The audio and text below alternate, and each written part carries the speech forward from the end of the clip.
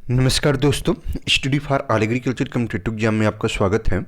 आज इस वीडियो में हम मध्य प्रदेश में जो असिस्टेंट डायरेक्टर एग्रीकल्चर की पोस्ट होती है उसका क्या एग्ज़ाम का पैटर्न है, साथ ही साथ उसका सिलेबस क्या है, हम उसके बारे में देखेंगे।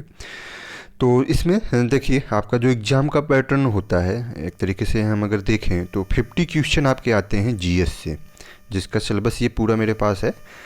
तो ये 50 क्वेश्चन जीएस के होते हैं, जिनके टोटल मार्क्स कहेंगे 150 होते हैं। 3 नंबर का एक क्वेश्चन होता है। साथ ही साथ हमारा एग्रीकल्चर का होता है ऑलरेडी सेक्शन बी, जिसे हम सेक्शन बी कहते हैं, और वो 100 क्वेश्चन होते हैं। और उसका ऑलरेडी क्या सिलेबस है उसको ऑलरेडी मैंने चैनल पे प्रोवाइड कराया हुआ है, वहाँ से आप जाके देख सकते हैं। तो 100 क्वेश्चन, ये भी 3, तो ये एक तरीके से 300 नंबर का हो जाएगा। और कहेंगे कि टोटल रिटर्न जो मार्क्स हो जाएंगे वो आपके एक तरीके से सेक्शन ए और सेक्शन बी, और ये एमसीक्यूज बेस होता है, तो ये आपका 450 नंबर का हो जाएगा। एंड सेक्शन सी कह सकते हैं हम, या उसे हम कह सकते हैं कि इंटरव्यू, ये आपका 50 नंबर का होता है। तो ये 50 नंबर का इंटरव्यू हो गया, तो टोटल जो हो जाएंगे वो जो मेरिट आपकी बनेगी वो 500 नंबर की बनती है। अर्थात टोटल मेरिट जो बनेगी वो 500। ये मध्य प्रदेश कहेंगे पब्लिक सर्विस कमीशन द्वारा एग्ज़ाम कंडक्ट कराया जाता है, एमपीपीएससी। तो ये एक तरीके से पूरा पैटर्न हो जाएगा। तो ऑलरेडी हमने सेक्शन बी का जो सिलेबस है उसको देख रखा है। सेक्शन ए का जो सिलेबस है, क्योंकि ये भी बड़ा महत्वपूर्ण हो जाएगा एग्रीकल्चर स्टूडेंट के लिए, क्योंकि वन कहेंगे कि जस्ट हाफ एक तरीके से वो हमारा सेक्शन ए से आने वाला है। तो चलिए सेक्शन ए में देखते हैं general knowledge of Madhya Pradesh national and international level में। तो कहेंगे कि history, culture and literature of MP. तो इसके लिए important historical events and major कहेंगे कि एक तरीके से जो चीज़ें हुई हैं, contribution of Madhya Pradesh in the independence movement, अर्थात जो भारतीय स्वतंत्रता थी उसमें मध्य प्रदेश का क्या रोल रहा, और उसके अलावा art, architectures and cultures of MP, main tribes and dialects of MP, main festival, folk music and folk art of MP. तो ये एक तरीके से important literature figures of MP and their literatures. Main tourist places in MP. तो MP में काफ़ी अच्छे हमारे टूरिस्ट प्लेसेज हैं, तो उनके बारे में भी पूछा जा सकता है। Important personalities of MP. अब ये पर्सनालिटीज आपके पॉलिटिकल हो सकते हैं, कल्चरल हो सकते हैं, हिस्टोरिकल हो सकते हैं, लिटरेचर हो सकते हैं, प्लेयर्स हो सकते हैं, तो किसी के बारे में भी पूछा जा सकता है।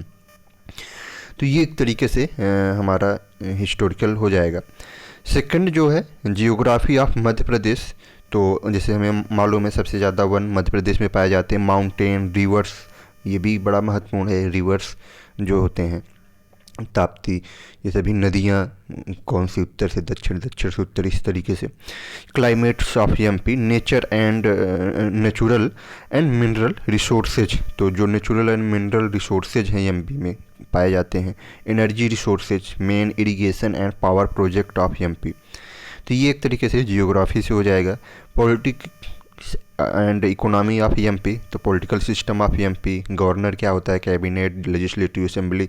तो हो सकता है कि पूछ लिया जाए कि द नंबर ऑफ जो एक तरीके से विधायकों का होता है लेजिस्लेटिव असेंबली में, विधानसभा, तो उसमें क्या विधान परिषद पाई जाती है कि नहीं पाई जाती, इस तरीके से।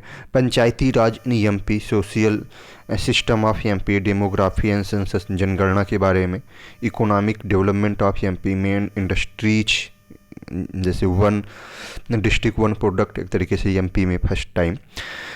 तो ये agriculture and agri based industry, जैसे सोयाबीन का प्रोडक्शन सबसे ज़्यादा कहाँ होता है, ये मध्य प्रदेश में होता है। इस तरीके से एग्रीकल्चर से रिलेटेड क्वेश्चन पूछे जा सकते हैं।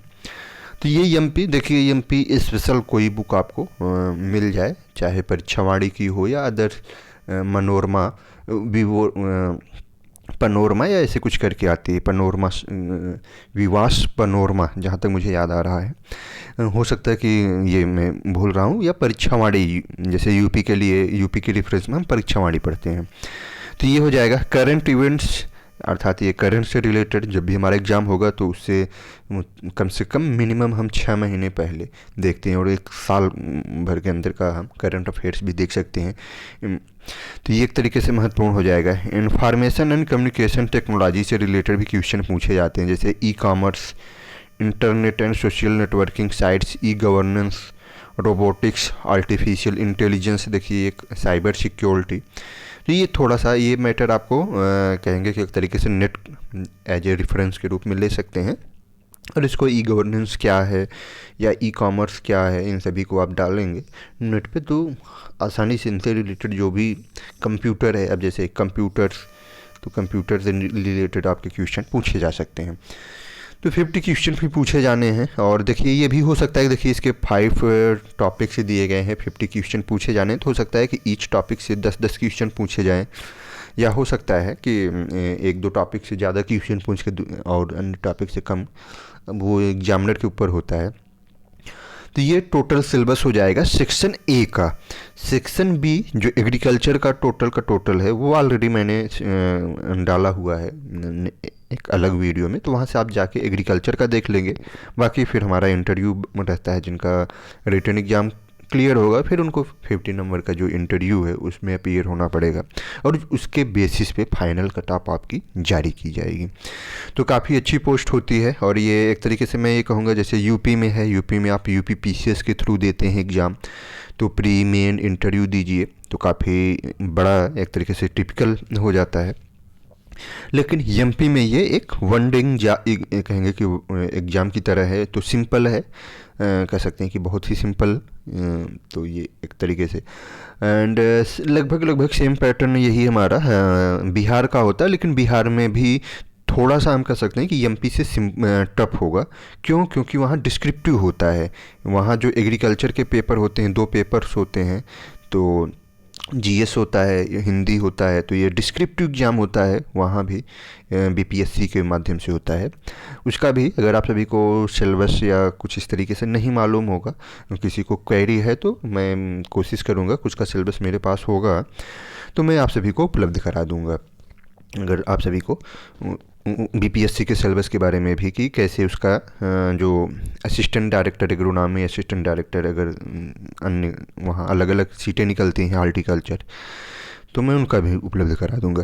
तो देखिए ये है कि आपको अब क्या है कि जो भी SCAG 3rd year 4th year में स्टूडेंट हैं उनको अब क्या करना होगा, उनको अब तैयारी अपनी करनी पड़ेगी। अब ये नहीं है कि वैकेंसी आ जाए उसके बाद वो तैयारी स्टार्ट करें, तो वो एक तरीके से उनके पास एग्रीकल्चर है ही, साथ ही साथ कुछ अपना GK GS देखते रहें और तैयारी करते रहें। बाद में जैसे भी वैकेंसी आती है, एग्रीकल्चर तैयार रखें, वैकेंसी आती है GK GS वो पढ़ सकते हैं, अभी अपना एंट्रेंस एग्ज़ाम, अदर एग्ज़ाम की तैयारी करते रहें।